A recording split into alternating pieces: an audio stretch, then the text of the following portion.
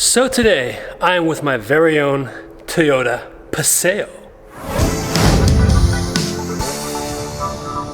Hey there boys and girls, and welcome to, well, my own car review this time of the Toyota Paseo from 1997. So, let's go for a little ride, shall we? Now this is kind of a different car review in the sense that this is my own car now. So obviously when you're driving your own car, there's a possibility that you're going to be, privileged, biased, whatever you want to call it. I'm just going to judge this car the way it drives, the way it feels. And actually I haven't been owning it for that long. I only own it since like 2 weeks.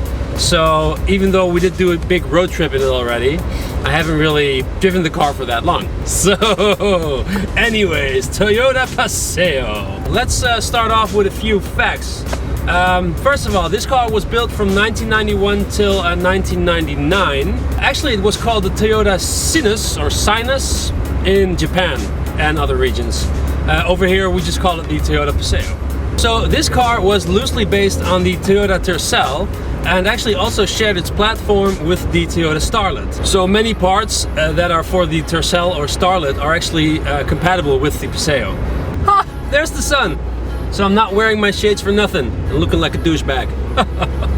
Anyways, my car being the 1997 model means that it's the second generation, the second facelift model, or whatever you want to call it. And I've never really seen the first version, to be honest. That's also a thing. You don't really see this car a lot. At least here in the Netherlands, you don't see this car a lot. Actually, I have yet to see another Toyota Paseo on the streets, because since I have it, which is not that long obviously, but still, since I have this car, I have not seen another Paseo on the streets. From what I know, the Paseo hasn't really sold very well, so I don't think there's a lot of Paseos out there driving it. So engine wise, we have the 1.5 liter 5e FE model, which has a whopping 90 horsepower, a top speed Toyota claims of about 180 kilometers an hour. It's about 112 miles an hour, I think, and it does 0 to 60 or 0 to 100 kilometers an hour in about 11 seconds. My first car, a Opel Astra or a Vauxhall Astra in the UK, did 0 to 60 in about 15 seconds, so it could be worse. But no, it's not a fast car. It doesn't really need to be a fast car actually, because the way it handles and the way it drives, to me, it feels nippy and fast enough. Now in terms of driving and steering and how the car feels, I think what is really funny to me is that this is really a lightweight car. It weighs less than 900 kilograms. So it's really a lightweight car, but it feels very planted on the road. Also the steering wheel, it feels sort of direct and a little bit heavy, so it's not like a very light steering wheel which gives you a very twitchy and nervous feeling. And the reason why this actually surprised me is because my previous car, my Lexus IS250, was obviously a lot bigger, a lot heavier, and I thought that this car would feel like really sort of jumpy, jittery, nervous in comparison. But it doesn't. Obviously it feels different, but it doesn't feel like it's a very small, lightweight car, even though it is. And of course this is a manual car, and it shifts really smoothly actually. It shifts really nice. So shifting gears is not really a problem in this car. It just feels very direct. The throws are nice. I mean, no problem whatsoever. Also the clutch, it grabs really early. So the clutch also feels sort of direct, and you really know when the car is gonna grab and when it might stall. Actually, I don't even know if there is an automatic version of the Paseo or the Cynos. I have no idea. Over here in Holland, as far as I've been looking, I've only seen manual cars. So I have no idea if there is an automatic version out there. So drop me a comment if you know if that is true or not, if there's an automatic version.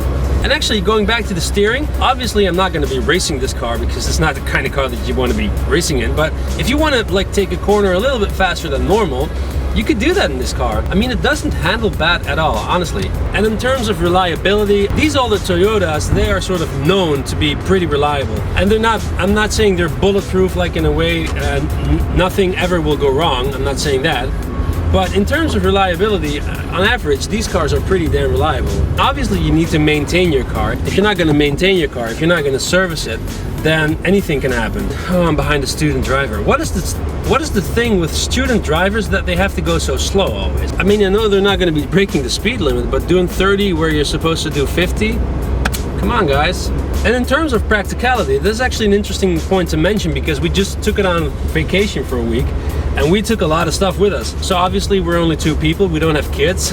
So if you have kids, then yeah, you shouldn't be buying this car in the first place, because you can't really fit, well, you can fit a kid back there, but you can't really fit a grown person back there. But if you're a single person or a couple, this car is plenty roomy enough for you to even go on vacation with and take a lot of stuff with you. The boot is actually quite decent. You can actually fit a lot of stuff in the boot, and if the boot is full, you can just use the back seats because nobody's going to be sitting there anyway.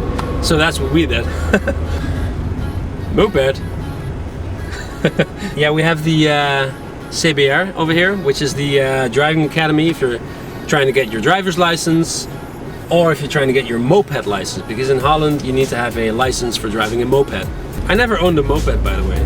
I'm not really interested in having a moped. Especially with the Dutch climate, it's like raining and wet all the time. So yeah, fuel economy, I'm not really good at this because I don't really exactly know how the fuel economy is for this car.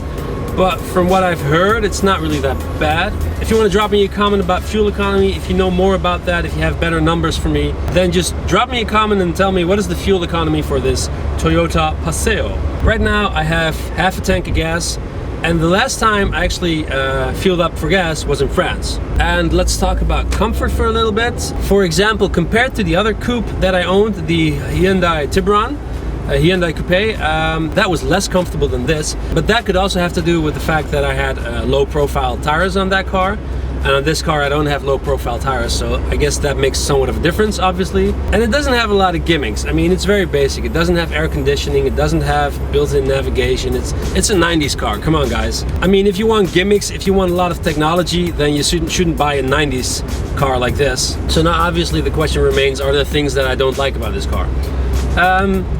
Yeah, maybe a few things. But what I don't like about this car is the fact that the engine noise is pretty apparent, especially when you're driving on the highway at a little bit faster speeds. For example, if you're going 120, 130 kilometers, this is sort of a high revving engine. You don't really get a lot of power low down. So when you're doing like 130 kilometers an hour, the engine is doing like 37, 3800 RPM. And you do hear that. So it's not really the most quiet car in the world. But if you rev it,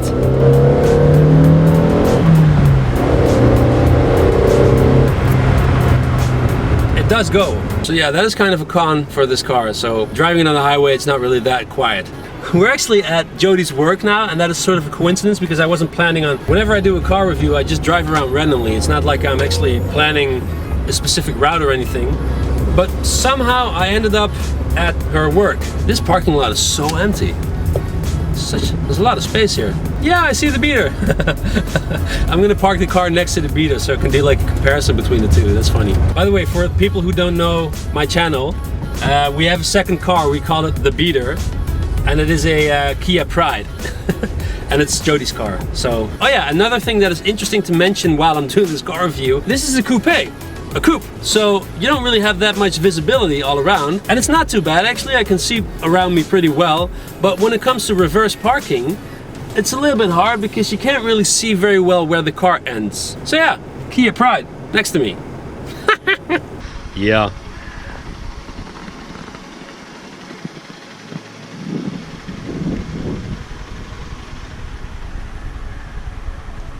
They're both 90s cars, by the way. The Kia is from 1995 and this is from 1997, so they're almost the same age. Kind of cool, huh? So let's get back in the Paseo. For me, at this point, this car pretty much has everything I need, everything I want. It's a fun car to have, a fun car to look at, a fun car to own, and actually a cheap car to own, because over here in the Netherlands you pay road tax according to the weight of your car. So the heavier your car is, the more you're going to be paying every month. And this is a fairly lightweight car. So in conclusion, who is this car for? Who's going to buy this car? And I guess I would say, if you want a different looking 90s car that is not really just your ordinary car, your ordinary coupe, because let's be honest, these cars go for a very decent low price these days. Over here in Holland you can find them for less than 1,000 euros. Obviously then you would get a very high mileage model and not really a good looking car probably. Let's say if you want a good looking model with not too many miles on it, you're looking at anywhere between 1,500 and 2,500 euros. I don't know how it is in other countries, but that's the price range over here. It's not an expensive car. It is a good looking car, in my opinion. I mean, everybody has a different opinion about looks. You don't really see something like this on the road that often, so it is sort of unique in that aspect. So yeah, guys, I'm gonna wrap this one up. Hope you guys liked this Toyota Paseo review. Please give it a thumbs up if you liked it. And hey, drop me a comment if you own a Paseo yourself, or if you have any interesting things to add to this review. Be my guest, drop me a comment, I always like that. And hey, as always, see you in the next video. Peace.